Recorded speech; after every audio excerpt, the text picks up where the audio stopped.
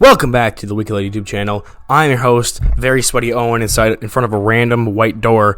And today, I'm going to be doing a kind of a recap video. I know it's been a while. I was away for a long time, and I know I made that quick little video earlier, a couple days ago, about the 5 rookies and things like that, that I thought were going to succeed or disappoint.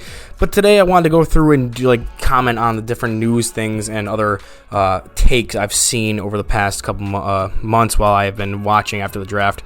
Definitely, this is now the hot takey time of the year where people go on, and because there's nothing really to talk about after the draft and after free agency and everything like that, where they just go through and just give off their random hot takes. And I know I'm going to be criticizing some people and other content creators, so to throw a bone, to get us on an equal playing field, to really lower myself down so I'm not punching down, I'm going to throw up this terrible take in a video I've been promising for 2 years. I've had the footage. It's been too lazy to post it.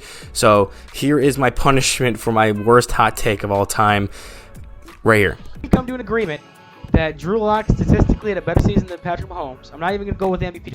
Statistically better than Patrick Mahomes next season. I'm back on the wagon now. There we go. I get to put you through the table.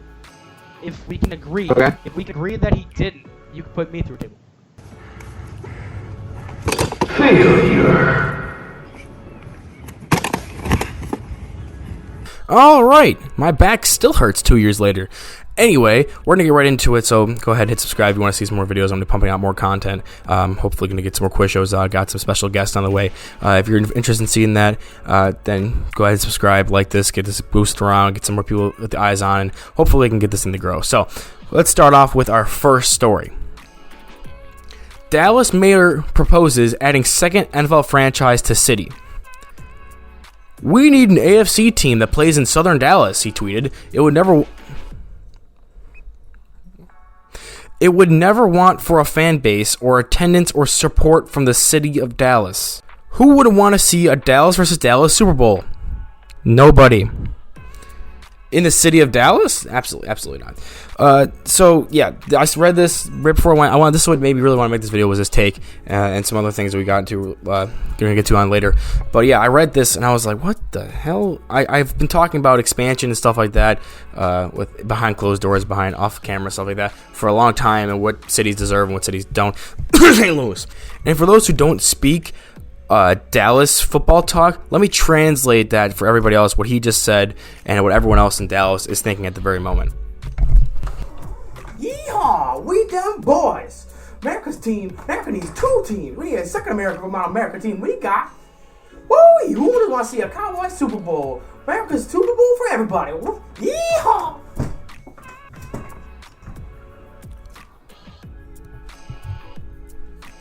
That was my first and last attempt ever at sketch comedy, and the video was terrible. But it's staying in. Our next topic is going to come from the YouTube Shorts section of the platform, where we have a creator here who covers more fantasy football stuff and things like that, who made videos after and during the draft when all these top players went. And for the people who know me or follow this channel, I was a Malik Willis stand this past draft season. I'm really hoping he succeeds. So this guy made a video saying how he thinks Malik Willis is going to do at the next level based on where he was drafted and other things. So let's take a look real quick. Malik Willis finally drafted to the Tennessee Titans, a quarterback with a cannon of an arm and elite rushing upside. I loved him in fantasy football before the draft, but to fall to round 3, it dramatically alters his hit rate at the next level. I would be surprised if he starts a single game his rookie season. I would be surprised if he ever starts more than 10 games his entire NFL career with Malik Willis. I'm sorry to say it, but he went from being exciting to someone that I want almost nothing to do with. Well, that was monumentally stupid from a guy who was really well dressed on a YouTube short. I never thought I'd be saying that when I was talking about fantasy football. But yeah, this guy's definitely coming at it from a fantasy football perspective, which doesn't make sense if it's like a dynasty thing, because like at the same time, Malik Willis still would be good in dynasty because he's a rookie quarterback who, in your own video, you self-describe as having a cannon arm, good rushing experience, good rushing attributes, and I believe is an elite athlete. You can see someone like Jalen Hurts be like the number 2, number 3 fantasy football quarterback last year, and like Malik Willis is the better Jalen Hurts. So like, I don't get why a player being drafted in the 3rd round sinks them as a player. Like, he was fine. The video was okay. Like, yes, I get that like 3rd round quarterbacks aren't always the most successful, more successful than 1st round quarterbacks, but like, what about being drafted in the 3rd round erases the things you said in the first 2 seconds of your video about him having an arm and being a good athlete. I'm going to put a list of all the quarterbacks who were drafted in the 3rd round or later who have started more than 10 games in their career. That's where you lost me. Like, what about being drafted in the 3rd round makes you not believe he's going to start 10 games in his entire career? Like, teams will bet on traits, and he was coming out of college. No one really thought he should be a first-round pick. Like, I had him graded as a first-round pick, but, like, I didn't think he should start day one. Unless you want to do like the Josh Allen approach, where you just throw him and let him hopefully mold by his experiences. But even then, Josh Allen had to get hurt to be able to learn something like that. Whereas Malik Willis, everyone knew he needed like 1 or 2 seasons on the bench before he could be like a good starter. So like, why does a team who is looking to move on from a quarterback but still has him under contract, drafting a project quarterback who has some of the best tools in this draft class when it comes to quarterbacks, if not the best?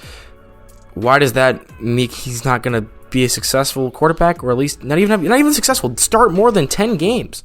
I don't understand. Like, off the top of my head, off rip, Tom Brady, Dak Prescott, Gardner Minshew, CJ Beathard, all drafted 3rd round or later. That's not even talking about the undrafted guys like Kurt Warner and Tony Romo, who started games for teams, and all those guys I just stated were drafted into situations where they had an established starter coming into the season. Like, whether from injury or just them being on the roster and improving on the bench, they were able to start. So, like, why is Malik Willis the exception to that? Why is he not going to start 10 games? I don't understand. Why can we give all of these quarterbacks, I don't know how long this list is actually going to be, 10 starts in their career, but Malik Willis gets nothing because he was drafted a whole round later than most people, or some people would have expected, and some people actually expect him to be drafted in the 3rd round. So, like, I don't get why that changes your outlook on his physical traits. It just, you lost me, guy. Come back, try again. It's not that we're going to do too hard because I don't want to be mean. He does have some good content talking about fantasy and like these other stats and breakout years and things like that. It's just this one did miss the mark. He definitely missed the mark on this one. So don't send any hate or anything. But like, yeah, bad take. Our final take here comes from First Take, and it's the reason why I hate the Jets more than any team in the league, because this one is just like, it's your typical post-draft talking heads who need to sensationalize something and focus on big city teams specifically, wanting to make some headlines and things like that. So let's quickly get in there and watch what these guys have to say. Do you think the Jets are moving ahead of the New England Quit looking at your phone, Patriots Keyshawn. Look at me, because I want you to understand this and feel this when I say that. in the division? To answer your question, Molly, Yeah. absolutely. I implore you, Keyshawn, to tell me where the lie is. When you go through this roster and tell me that the Jets roster isn't twice as good, and possibly even at the quarterback position, we'll be able to evaluate that more. Offensive line, Okay. defensive line, cornerback, linebacker, safety. Tell me where the Patriots Okay, have let their him talk, back. because What does it say? Why? So, and this is combined with all the Chattanooga guard jokes everyone's making. Why is Bill Belichick, who hasn't really been that good at drafting anyway, and especially top of the rounds, him having a draft that most people typically look at and think of, oh, that wasn't a good draft, but then the Jets have a good draft. Why does that make the Jets better? Why do you want to suck off New York City so hard? New York City and LA. The worst thing for national media could ever be is if, like, the Super Bowl was not even Chicago, because Chicago was decently big, like Detroit and Buffalo. That'd be terrible for national media, because what would they talk about? There's no New York City, there's no LA. Why do good rookies, or like a perceived good rookie class, make a Jets team who's been dog ass for the past 10 plus years all of a sudden better than the team that beat the Bills and pushed the Bills for the division lead last year? Like, I left the Bills-Patriots game when we lost because of the freaking windstorm. Like, oh my God, the Patriots are going to win a division. I was never once afraid the Jets were going to win the division. Now all of a sudden these rookies, like, yeah, the Patriots roster isn't good, but this is just slow down, slow your roll. Christ, I can't stand the big market fellatio that these big time shows give these teams and things like that. It's undeserved. So yeah, let's just forget about the all-time best coach ever and a still half decent coaching staff and roster that still pushed for a playoff spot. Had 11 wins last year, double-digit wins. because of a rookie class and a coach who still hasn't really proven much as a head coach yet, and a quarterback who hasn't really proven much as a quarterback yet, and a potentially shaky offensive line. The Jets have many issues, and you're going to immediately say, oh, they're going to be better than the Patriots because of their draft class. I'm done. That's ridiculous. Unlike the smaller content creator that made that fantasy football take, which was ill-conceived and not very well thought out and contradictory, I'm giving no slack to these shows. These are people who get paid to make headlines, and the fact that they couldn't come up with anything better than this just to try to grab someone's attention is sad, and they don't deserve me to go tell them they did a good job. Anyway, this was just a more comedy, relaxed, takesy thing. Remember when I went to the table? It's a great time. Yeah, funny, hilarious. Remember that terrible segment? We're not going to talk about it. Anyway, that's all I got. I didn't find any more bad takes because I didn't really try. I stopped after finding those 3 because it is late. Anyway, that is it for this video. I'm going to have more videos coming out soon. Like I said earlier in the video, I'm trying to get some more Quiz Bowl things going on, and I have some other projects. I have some really big projects planned that are going to take me hundreds of hours of my own personal time to do, so stay tuned for that. More icebergs and stuff like that as well. But yeah, if you like what you saw or like anything else on the channel, go ahead and check out everything else and see if you like any of that, and I'll be having more of that stuff out soon as well. So see you guys later.